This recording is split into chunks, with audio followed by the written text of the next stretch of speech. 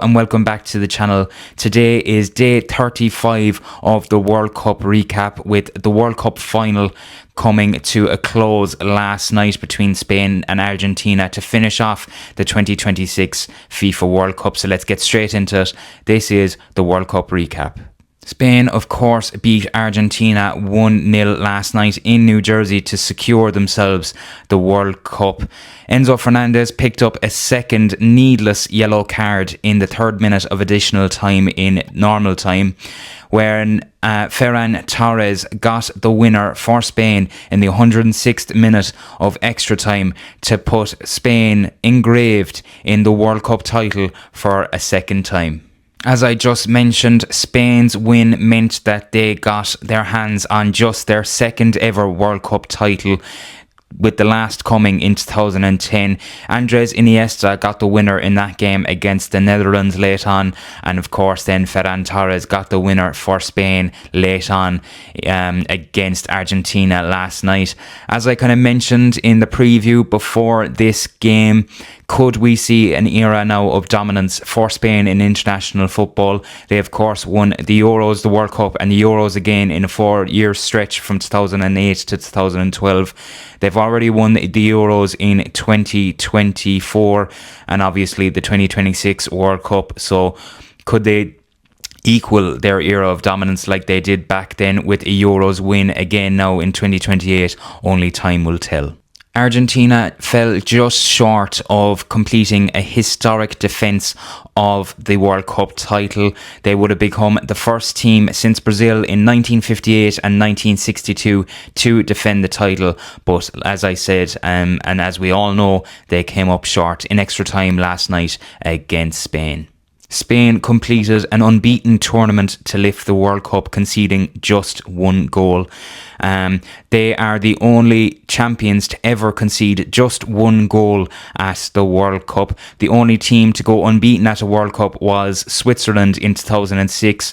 They went the whole tournament without conceding a single goal, but also did go out in the round of 16. So definitely not as good as lifting the trophy like Spain did last night. My overall thoughts on the game, I thought I was very disappointed with the way Argentina came out. They kind of really played a negative brand of football where they kind of held off Spain. I was thinking that into the later stages of the second half that they would really push out, and it was maybe an idea for them to kind of conserve their energy going into the latter stages of the game, as we've seen with them so much in this World Cup that the later the game goes, the better they play. But we never really saw that last night. Of course, Enzo Fernández getting sent off late on into added time of normal time didn't help, but even before then they weren't very good attacking wise. I think they only had one shot on target in the whole game. For a World Cup final, just isn't good enough. Spain were definitely the deserving winners. They had a goal ruled out for a foul on Nicolas Otamendi, which seemed very, very soft at the time, if we're being completely honest. I'm very surprised that the goal was ruled out, but there was nothing to deny Ferran Torres of his winner in the 106th minute of extra time. As we found out obviously as well, with Lionel Messi not being able to get on the score sheet last night, Kylian Mbappe did wrap up the golden boot of the tournament with 10 goals, obviously with Lionel Messi coming in second with 8.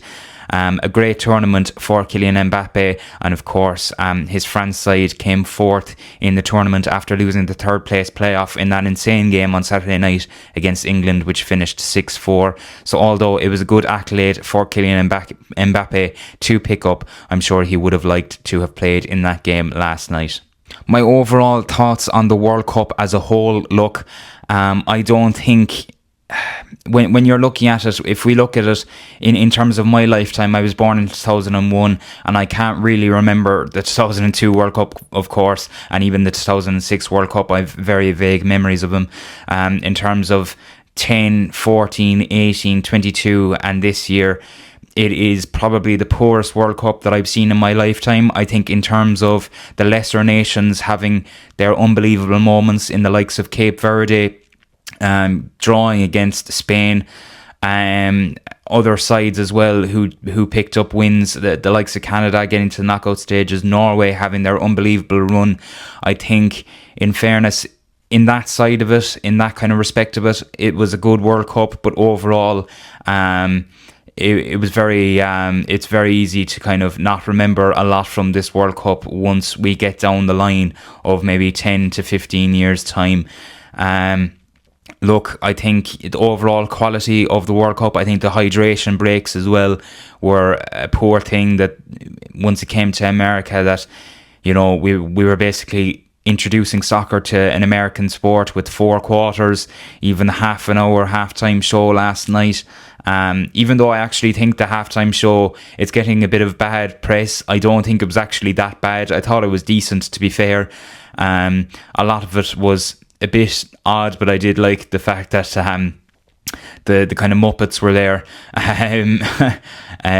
But look, in fairness, I think in terms of a World Cup as a whole, I think it'll become a very distant memory very quickly. There was nothing too memorable about it, to be honest with you. I think how well Messi played at his age, I think, was a standout highlight as well. Even Spain winning it, they were very similar to Spain of the Euros in 2024, where they were kind of, I suppose, just plugging along and getting through every round, and nobody really took notice of them. But I wouldn't even say, looking at this Spain side, that we always kind of, when you come out of a World Cup, you always assume then, and especially the way it is recently with the Ballon d'Or, that maybe a Spain player could be up for grabs for a Ballon d'Or.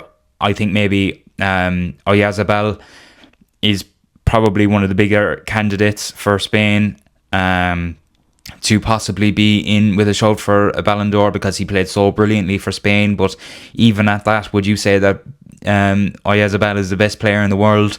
Probably not. It will more than likely go to a PSG player, maybe Ousmane Dembele, who played very well for France and obviously picked up a second Champions League title in a row.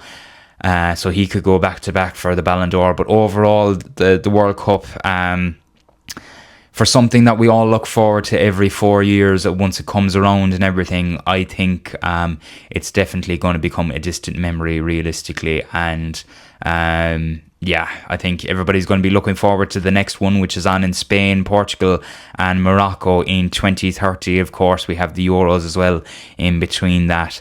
So look, overall, as I said, World Cup wasn't great. We had some good moments in there, but definitely nothing to massively highlight. So yeah, look, that is it for the World Cup recaps. 35 days, 35, I suppose, episodes. Some games from some days were put into longer episodes, so I didn't get to do one every single day of the World Cup, but I did cover every single game, which was brilliant. I was delighted with all the support that I got on all of these videos, and look, we've plenty of more content to come up throughout the rest of the summer. We obviously have the All-Ireland football final next weekend, and even the ladies final as well, which will be the following weekend. Look, it's going to be, we still definitely have a lot this summer to look forward to, and even we'll have the soccer coming back as well very soon in the domestic leagues, so that'll be a lot to look forward to. So as I said, thanks very much for joining me on these World Cup recaps. If you like the video, make sure to like, subscribe and share the channel with someone who you think would enjoy these videos, and until the next time, I'll talk to you later.